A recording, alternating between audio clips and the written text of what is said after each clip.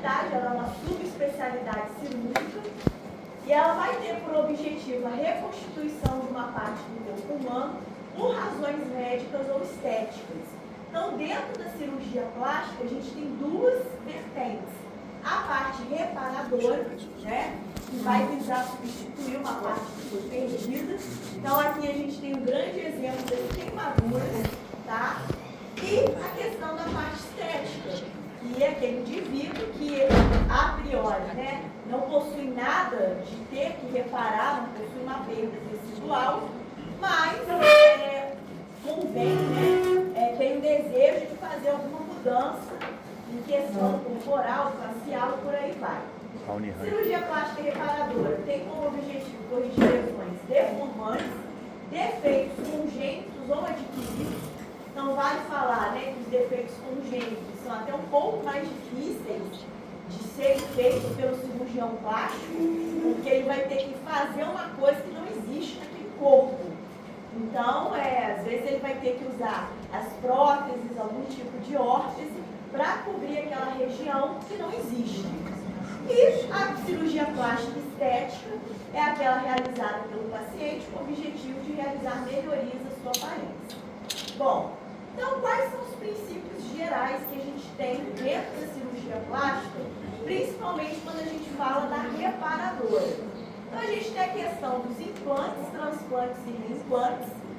Então aqui vai variar desde aquele implante de cabelo até mesmo implante, né, de mãos, né, de pés, por algum tipo de amputação traumática, porque a gente tem a questão da microcirurgia dentro da cirurgia plástica, que o próprio nome já diz, é um tipo de cirurgia que é realizada até com microscópio. E para que isso vai acontecer, gente?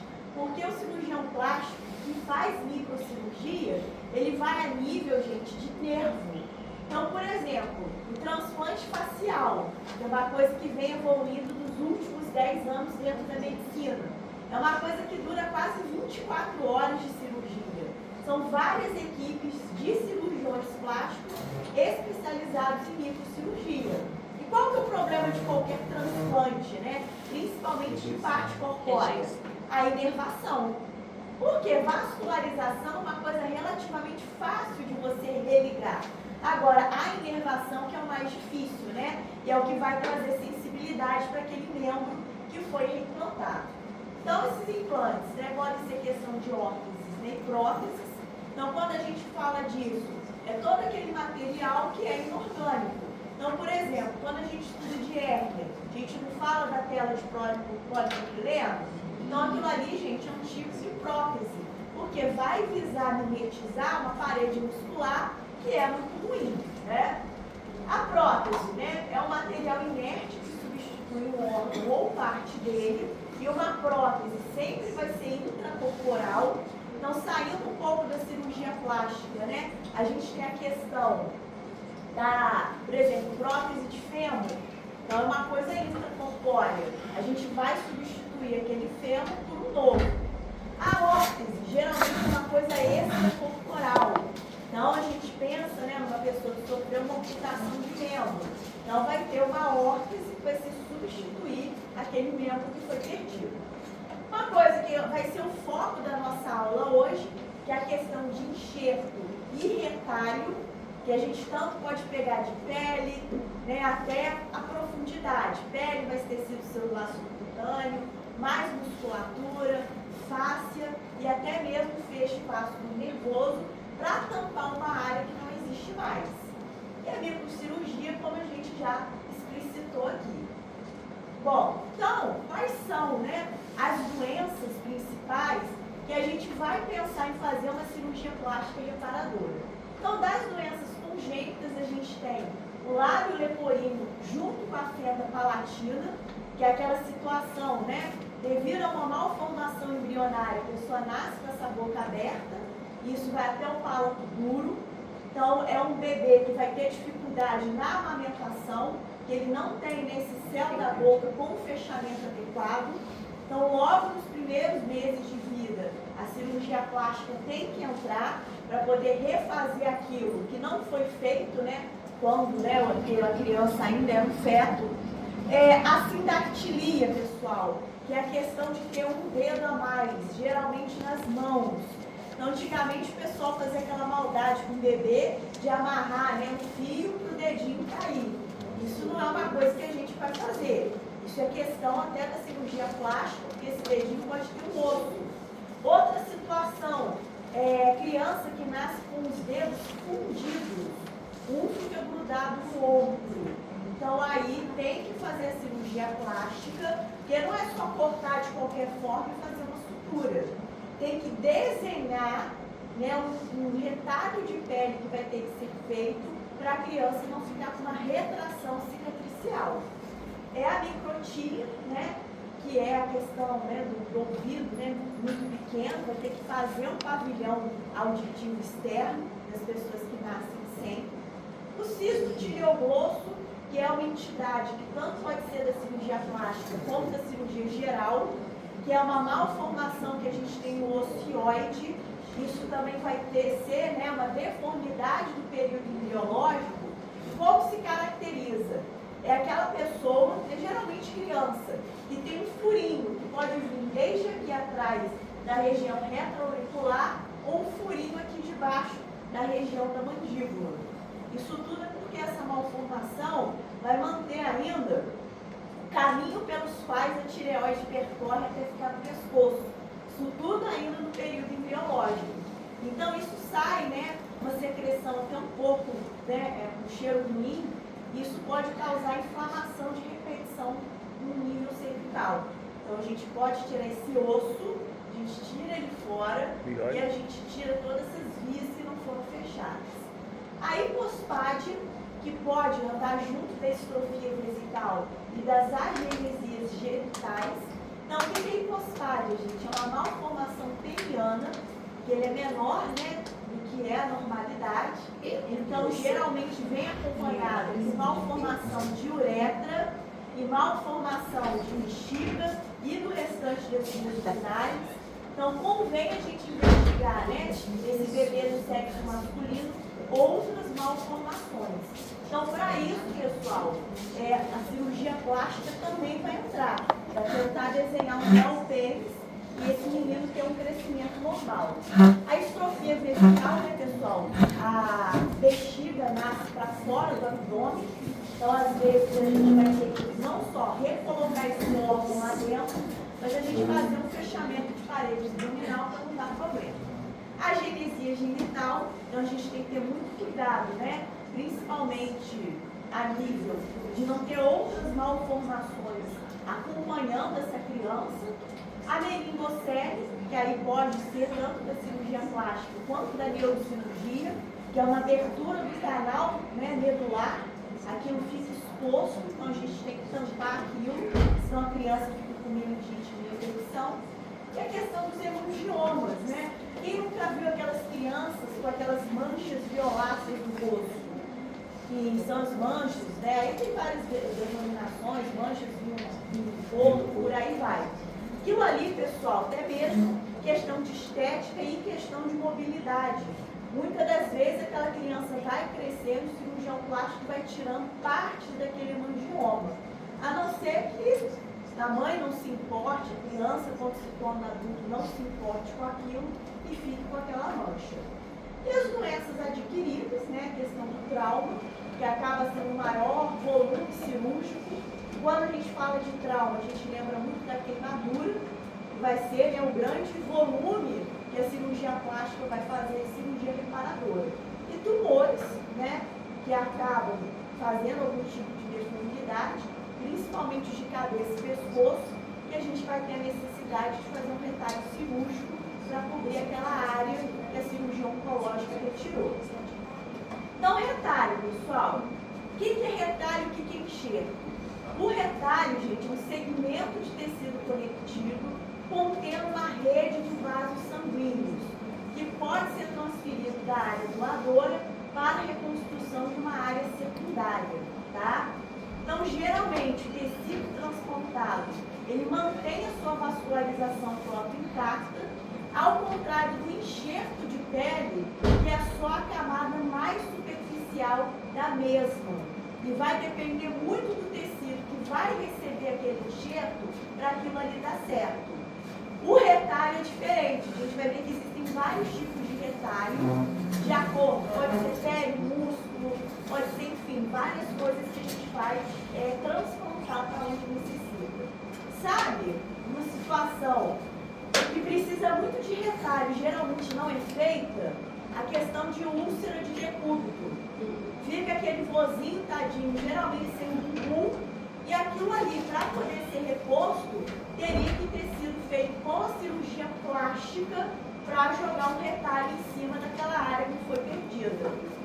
Né? Porque vai proteger aquela área e vai, né, evitar, né, claro, né, pessoal, a mudança de decúbito, com cuidado com aquele paciente acamado, daquilo ali novamente se tornar uma área de ulceração, né, distal. Aqui, pessoal, né? Outra indicação clássica, né? Cobertura de áreas, né, lesionadas com processos infecciosos associados, né? No qual o enxerto está contraindicado. Então, por exemplo, aqui a gente está dando o exemplo da osteomielite.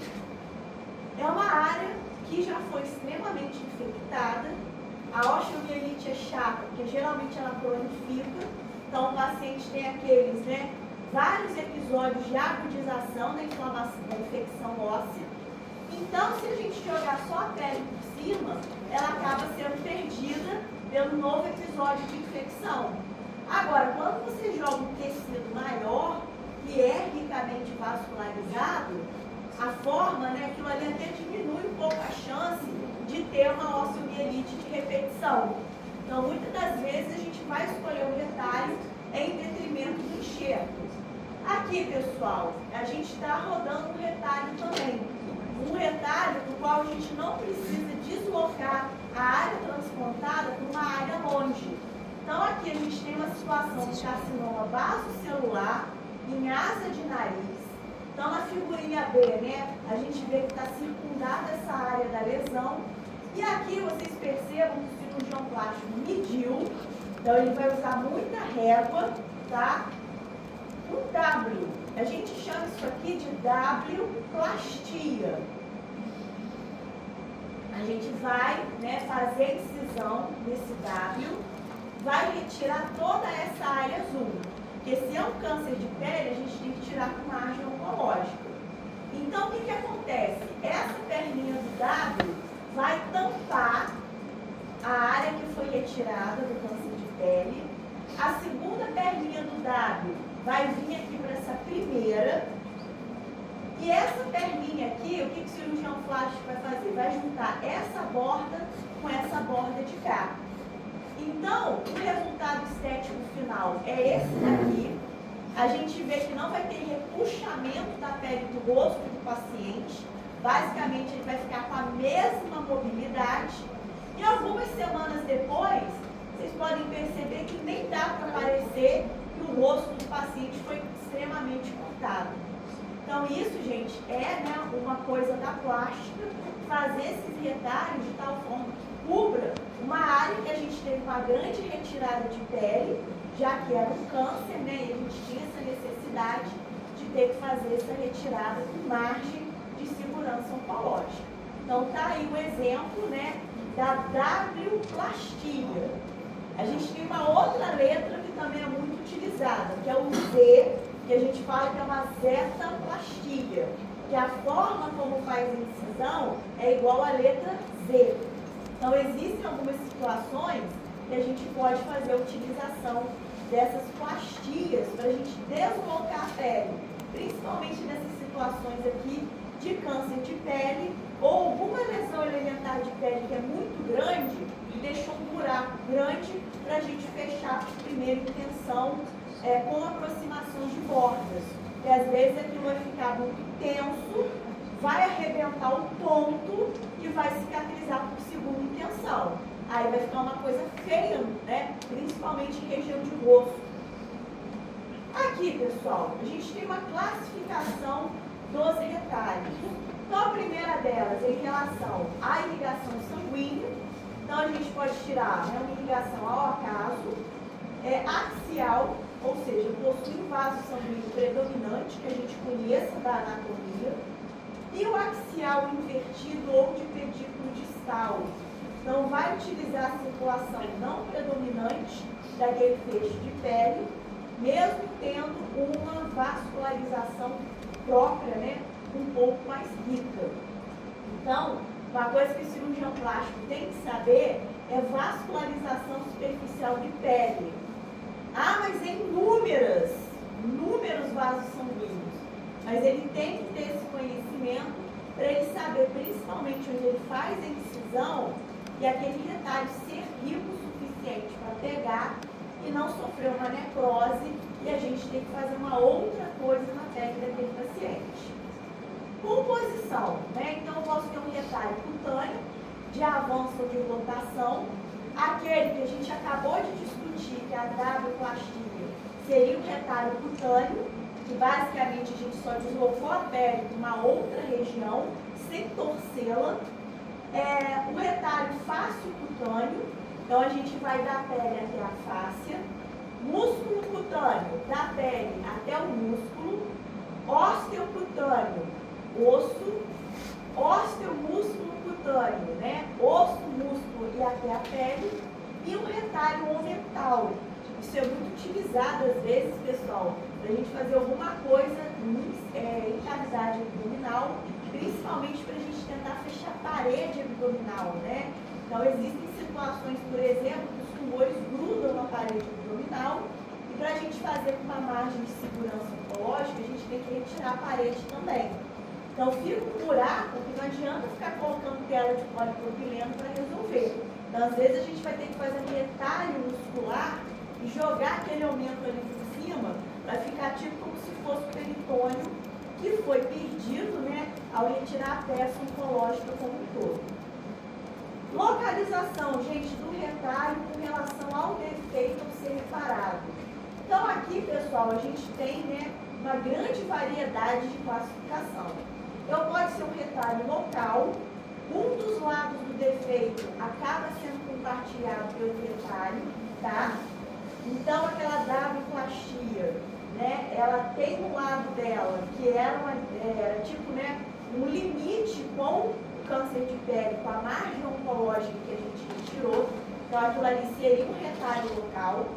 Retalho regional, gente, está próximo do defeito, mas não compartilha nenhum dos seus lados com ele. Olha que loucura, tem retalho, pessoal, que o cirurgião plástico ele passa por debaixo da pele para chegar até a região que precisa ser coberta. Então é um retalho regional, mas ele passa por debaixo, né? Tem, né, a questão das incisões, então não passa por cima. Isso, se você pegar o livro da cirurgia plástica, são mais de 1000 tipos de retalho que são descritos na literatura. Retalho distante, mantém-se a área do defeito em contato com a doadora até que ocorra ligação da área receptora e seja possível o desligamento. Quem já viu no Instagram umas doideiras, né? Hoje a gente tem técnicas melhores, principalmente de braço que é colado no nariz da pessoa. Geralmente é revista indiana, né? De literatura médica, né? Então aquilo ali fica umas 4 semanas. Geralmente a pessoa perde o nariz ou por trauma, ou às vezes por câncer de pele ou câncer de nasofaringe, faz a cirurgia oncológica, pega essa pele do antebraço e gruda na testa do sujeito.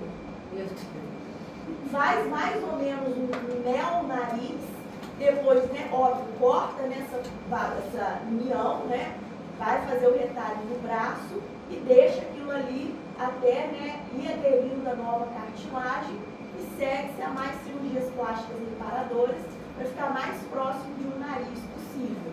Então isso seria um exemplo de retalho distante. E o retalho livre, ou microcirúrgico, é aquele que a gente faz uma anastomose microcirúrgica do pedículo vascular na área receptora. Então aqui é independente de onde que eu vou retirar aquele retalho, independente se está próximo ou se está distante, mas aqui a gente tem a questão da microcirurgia. Então coloca mesmo o microscópio no campo operatório para poder fazer aquela anastomose minúscula de questão de musculatura periférica, para aquilo ali poder funcionar da forma como deveria, né? Outra classificação, né? Os mecanismos de transferência de tecido pode ser de avanço, então pode ser um pedículo simples, pode ser um retalho bipediculado, né? Mais ou menos como a gente viu, né? Nessa questão da navioplastia, ou um retalho V e Y, né? Que a gente corta como se fosse a letra V, retira, né, a lesão de pele que a gente deseja, e o fechamento, né, a gente faz um V na incisão. Então a gente abre mais um pouquinho, parecendo a forma da letra Y, para a gente não ter uma tensão naquela pele a ser suturada. Temos os retalhos que rodam sobre o nó do eixo. Então a gente tem as casas de rotação, transposição e interpolação. Interpolação, pessoal, é esse que passa por baixo. E o retalho livre, ou seja, independente se foi um tecido doado de uma área distante, ele vai ser transportado em qualquer área. Por quê? Vai ser uma anastomose muito mais delicada do que aquela anastomose que basicamente a gente joga, né, a pele por cima e faz um fechamento de pele por primeira intenção.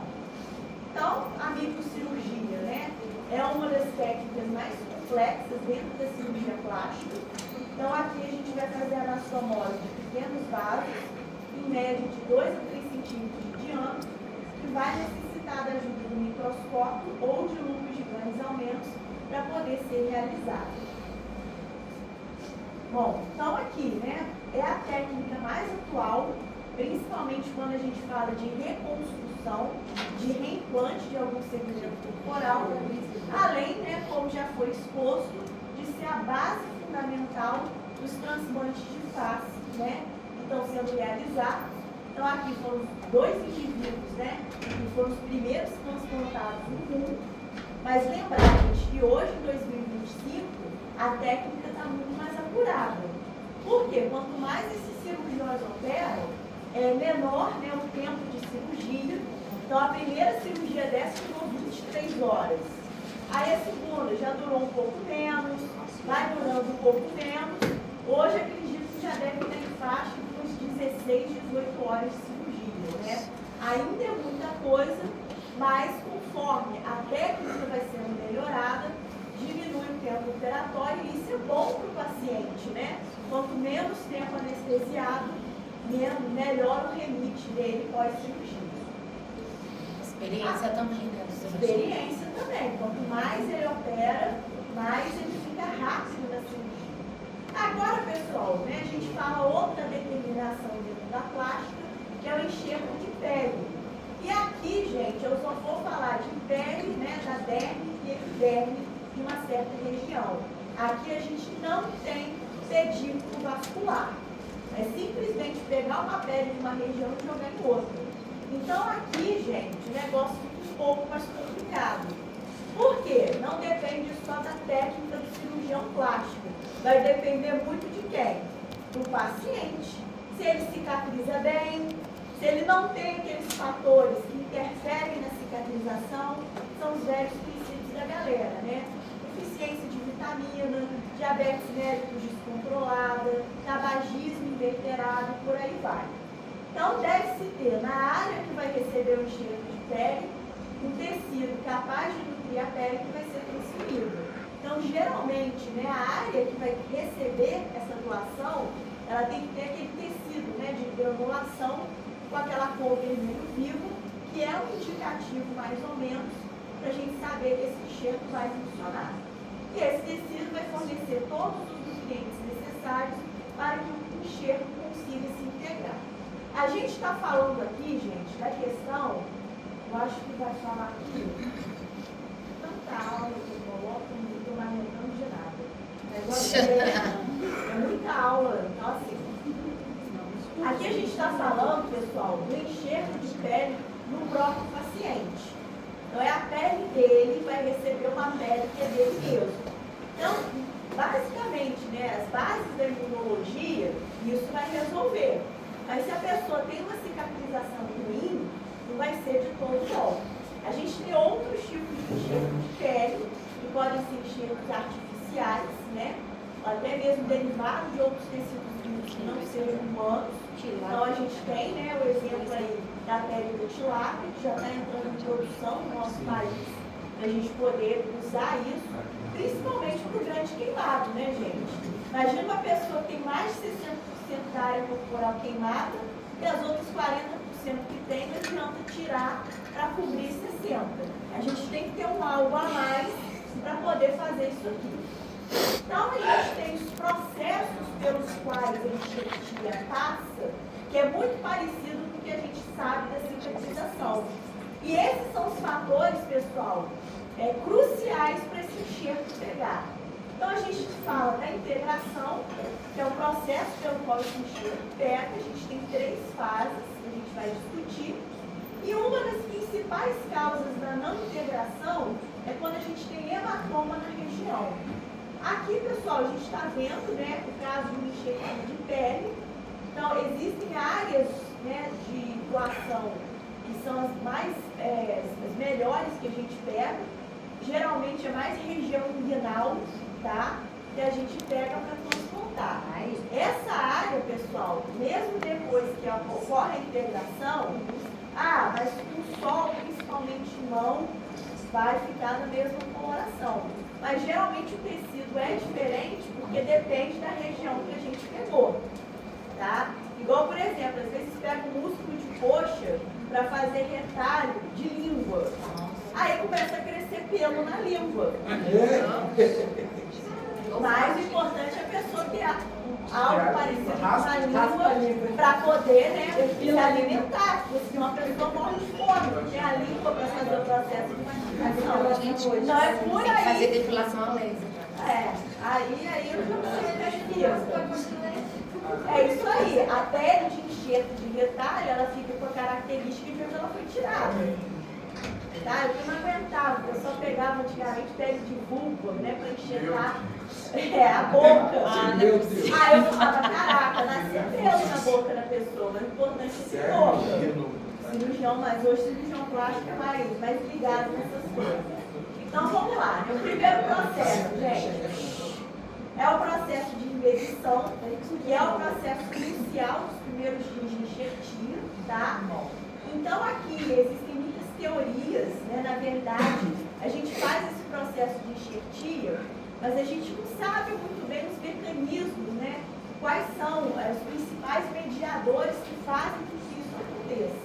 Então a gente tem a questão da embedição plasmática e depois da serosa. Então vai formar uma camada bem fina de fibrina, e essa fibrina, pessoal, ela não vai ser ruim. Por quê? Ela vai grudar a pele que foi enxertada na área que a recebeu. E a absorção dos nutrientes, gente, vai ocorrer por ação da capilaridade.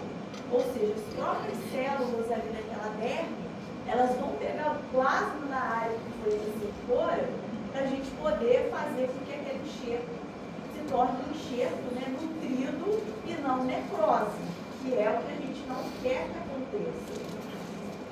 Aqui, pessoal, a inoculação, né, vai ocorrer a partir do 3º dia. Então, vai ser o alinhamento dos capilares do leito do receptor e do enxerto, tá? Mas isso é uma coisa que acontece logo após os primeiros dias, mas a partir do 3º e 4º, que essa, né, capilaridade, né, que começa a ser feita, é que fica mais evidente. Então, os microvasos do leito receptor beijam os microvasos do leito doador. É igual como se fosse mesmo, né, a questão quase parasitária para poder grudar com a enxertia de pele que foi colocada ali. E a revascularização, que vai iniciar nesse momento da musculação, que vai durar até o 30º dia de enxertia, e, né, tem várias teorias de como isso acontece. A gente sabe que funciona o enxerto de pele, mas saber com exatidão o mediador, o momento, qual interleucina que é, qual TGF que é, a ciência ainda não chegou muito bem, né, no denominador comum. Então aqui, né, a gente tem a questão do enxerto parcial e o enxerto total. Então o enxerto parcial, geralmente ele tem um resultado estético pior, porque ele pega mais a epiderme e parte da derme. ou seja, aquele enxerto bem superficial, geralmente para fazer mesmo uma cobertura e proteger aquela área que às vezes por algumas coisas, por uma queimadura, está descoberta de pele. A contração, né? Não sei se vocês se recordam da aula da cicatrização, mas a própria contratura da cicatriz pode causar um prejuízo no paciente. Aqui a gente tem uma grande contração secundária, vai ser feita pelos microfibroblastos, então quase nas fases finais de cicatrização. Tem uma menor contração primária também. A área doadora vai ser fechada por segunda intenção, então geralmente a gente pega aquela epiderme e joga em cima de onde está descoberto, a gente não sutura aquela parte ali, e ali, pessoal, o curativo é essencial. Então tem que saber fazer o curativo, o paciente tem que ter o compromisso de ir fazer o curativo, né, nos locais que a gente indica, para não correr nada de errado. E o uso, né, desse enxerto parcial? Geralmente a gente vai para o pessoal que é grande queimado, né? Então a gente prepara essa pele que é enxertada, tem que ser, pessoal, só a pele. Se tiver 1 grau de tecido celular subcutâneo, isso necrosa. Então a gente tem um aparelhinho que é chamado de dermátomo. Igual mesmo a gente estuda da neuroanatomia, mas ele vai cortando a pele e separa o tecido celular subcutâneo e deixa só a pele.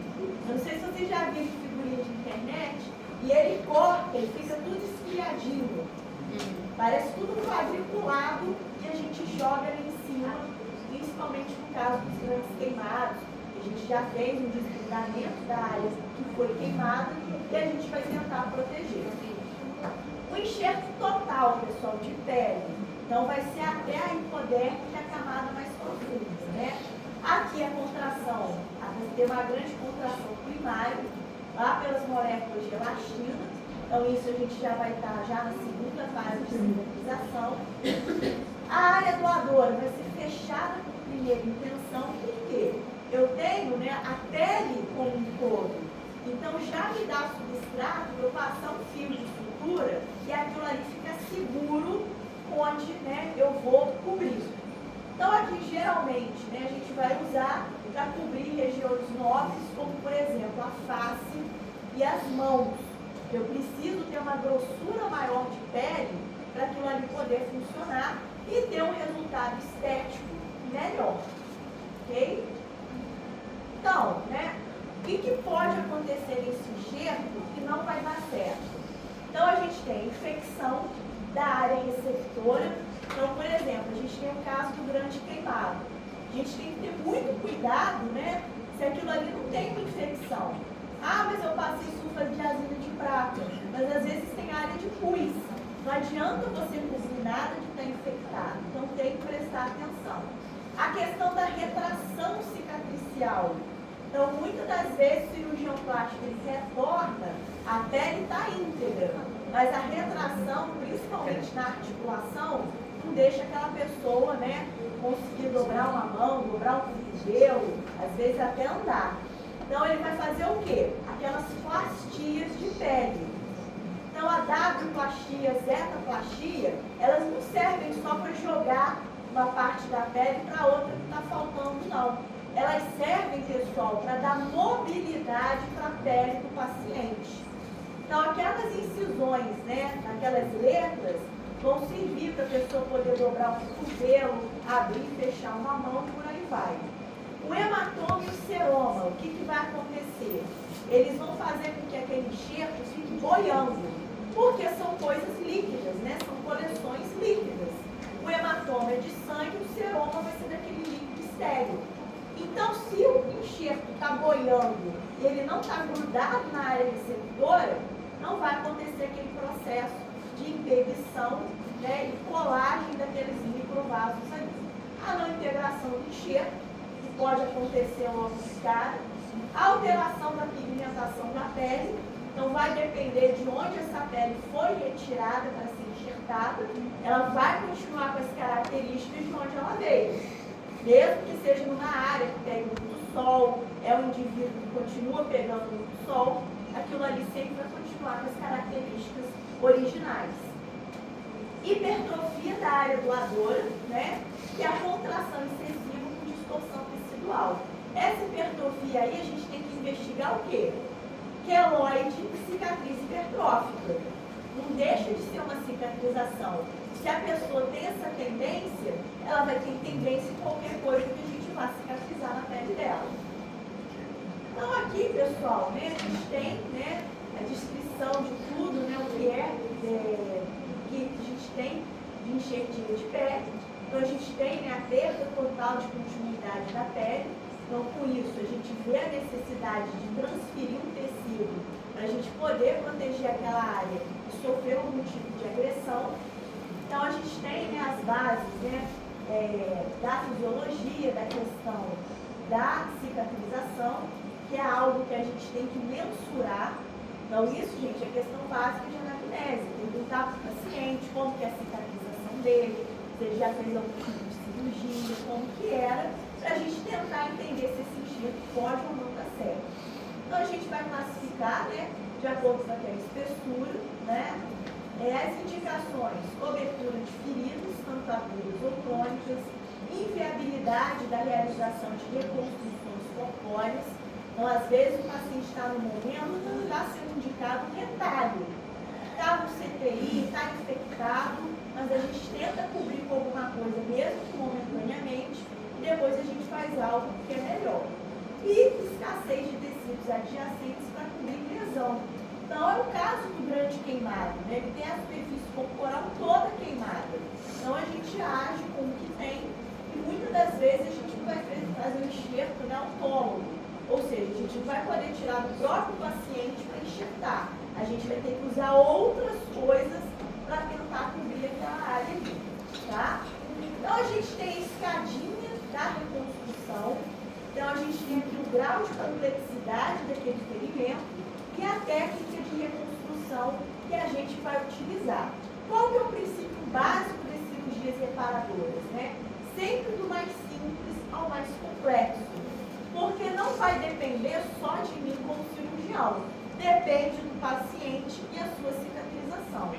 Então, posso fazer o fechamento de segunda intenção, quando eu não consigo aproximar os bordos. Às vezes, eu posso fazer um fechamento primário, que é o mais indicado. Às vezes, eu tenho que fazer um enxerto da pele. Pode ser um retalho da pele, né? E aí já é diferente do enxerto, que eu coloco um vaso sanguíneo aqui no meio. E aí a gente aumenta para o retalho local, e pode ser aquele tipo de retalho dispostos, até chegar no retalho livre ou microcirúrgico, que é o último topo de tudo para a gente resolver do lado do paciente. Aqui, né, pessoal, a gente tem as duas situações, né, que a gente entra um pouquinho no caso da cirurgia estética, mas são as duas situações que o SUS cobre no Brasil. Que é a questão da cirurgia reparadora pós-bariátrica, tá? Então, tem na nossa legislação do SUS, que o paciente tem o direito de fazer essa reparação via SUS, tá? Porque está atrelado, né, a um processo de doença, que é a obesidade mórbida, e a pessoa fica com essa complicação, que é o excesso de pele, tá? Isso, assim, a nível de direito, eu não entendo assim, muito bem. Já me falaram que só pode fazer essa reparadora se você fez a bariátrica pelo SUS. É mais fácil, né? Enfim. E aqui, pessoal, a questão do câncer de mama. Então, se a mulher, né, teve um câncer de mama, foi submetida a mastectomia, ela tem o direito, via SUS, de fazer a reconstrução.